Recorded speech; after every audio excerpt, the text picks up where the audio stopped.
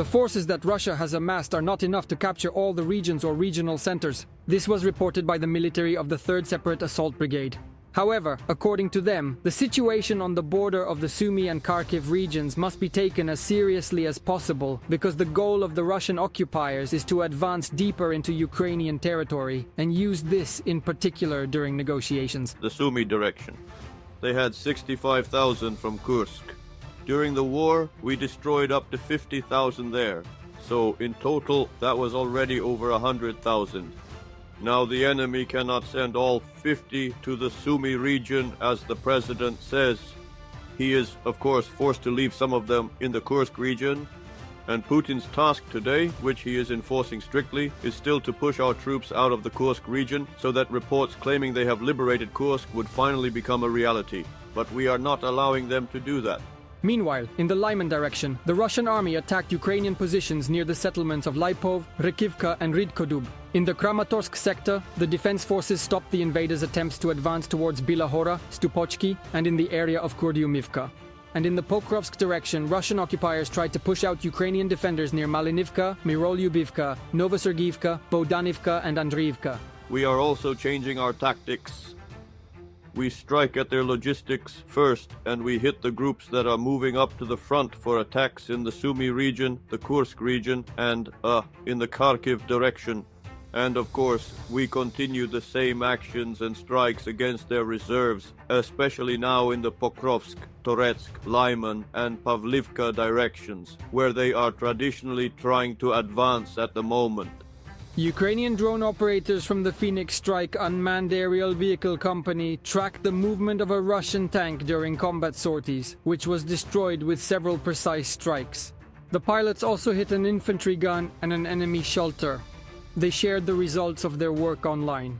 Ukrainian artillerymen in one of the eastern directions used precise coordinates to strike a concentration of Russian weaponry, hitting several D-20 howitzers.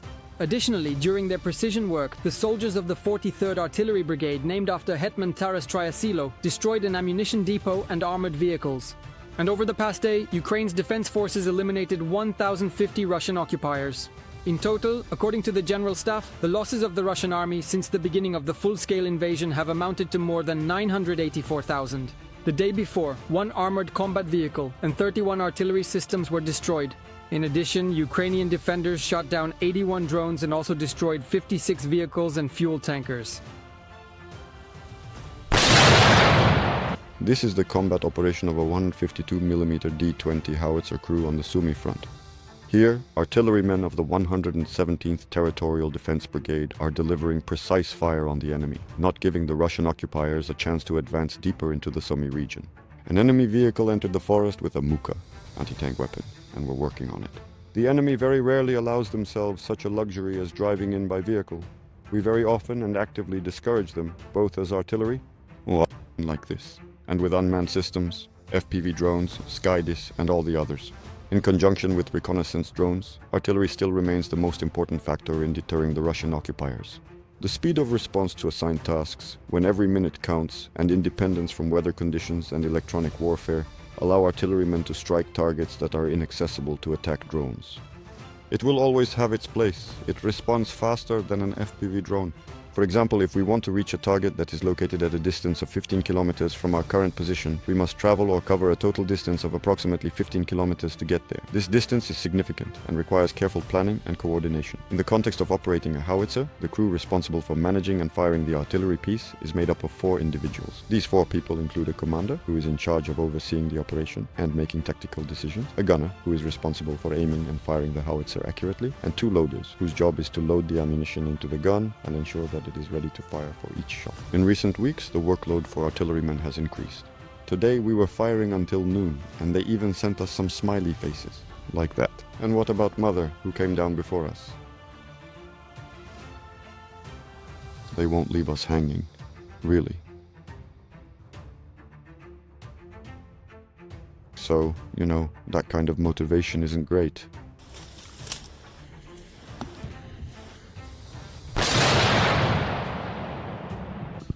This is a dugout, which is our shelter. We work here every day, and if their drone is ever flying overhead, we all come in here together, so we don't get spotted. Artillerymen. We close everything up here. Then I wait for the command. What next? If the sky is clear, we can go out and get some fresh air. They say an important part of their job is supporting their own infantry. Ideally, the enemy shouldn't be able to approach the positions at all. You realize that you're helping the guys out. I've been through the infantry myself when you have that support.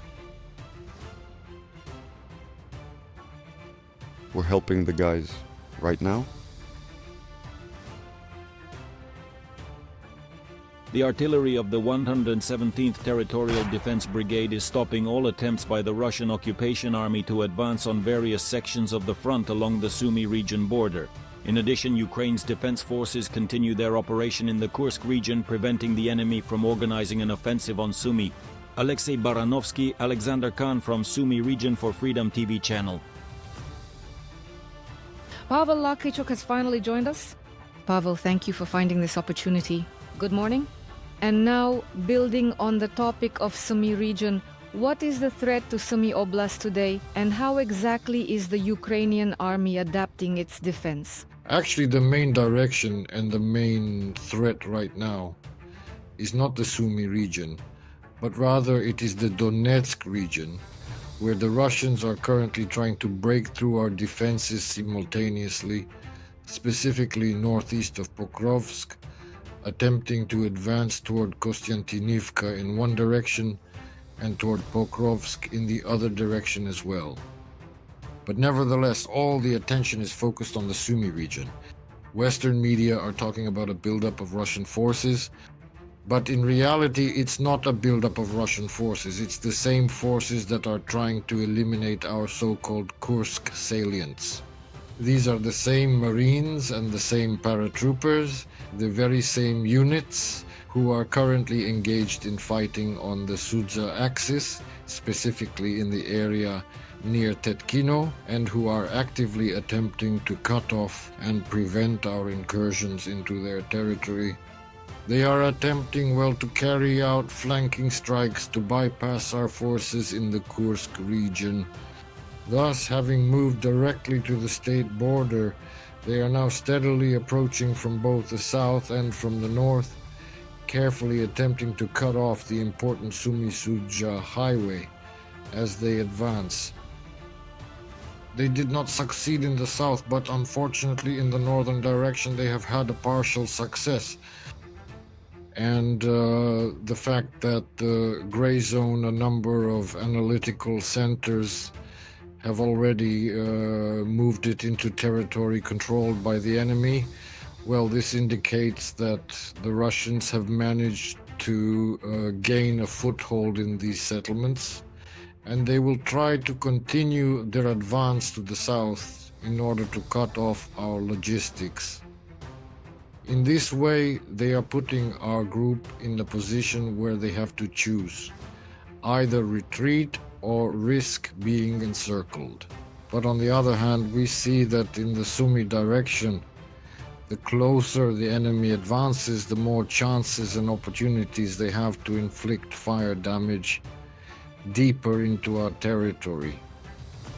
And not only with drones, but also with artillery and airstrike capabilities. Pavel, here's another important point. In the reports from the General Staff of the Armed Forces of Ukraine, I've also noticed that in those directions where the Russian occupiers have been unable to break through the positions of the armed forces of Ukraine and the defense forces of Ukraine for a long time, this is the Pokrovsk direction. By the way, I'm reading similar things about the Kursk direction. They're bombarding them with KABs. If I understand correctly, KABs are guided aerial bombs, and they're launched from fighter jets, but not from such a long distance. Why is it that these fighter jets, as far as I understand, there's currently no way to take them out before they launch, only when they're already approaching Ukrainian territory? Well, unfortunately, it's actually the opposite. KABs are precision-guided aerial bombs. The Russians use high-explosive bombs, Volvanki, Chugunki, with UMPC, the Flight Control and Correction Device. They are launched from a long distance and at high altitude. That is, for this, the fighter jet has to climb to 11 or 12,000 meters, and then from 30 or 40 kilometers away it drops such a bomb, which thanks to these little wings can reach quite deep into our rear areas. This problem didn't just appear today, and unfortunately, despite ongoing efforts and extensive research, we still haven't been able to find any truly radical or effective solution to counter this persistent problem. That's precisely why the use of glide bombs currently represents a significant and serious advantage for the Russians on the battlefield. You have to understand that drones only carry, 10 to 20 kilograms of explosives at most. And strike drones, long-range strike drones, 50, maybe 100, probably 50 kilograms at most. But glide bombs, that's a 250 kilogram bomb at minimum. 250 and up to 3,000 kilograms. Thank God they don't have enough professionals who can deploy the 3,000 kilogram ones. So the 250 kilogram, 500 kilogram and 1-ton bombs, these are extremely powerful explosions, extremely powerful means of destruction. And they understand this. They are trying in this way to destroy all our positions, our rear areas, our settlements that are located directly next to the front line, to level them to the ground, to turn the adjacent territories into a kind of lifeless wasteland. Unfortunately, the Russians are currently having some success here, but we are actively trying to find and develop effective ways to combat this persistent scourge, using advanced electronic warfare techniques and other available means. Ideally, we would destroy the carriers. Unfortunately, we do not have long-range anti-aircraft missile systems that could shoot down these planes. Last year, there were attempts, and the year before that as well, to use the so-called roaming, wandering Patriot. Yes. But this is too risky because the system has to be brought too close to the front line. And after a series of successes, unfortunately, the Russians managed to locate this system and strike it. We don't have that many of these systems. We're not ready to risk them. Thank you very much, Pavel, for joining us. Let me remind our viewers, Pavel Lakichuk, Head of Military Programs at the Center for Global Studies and Strategy 21, was with us via video link.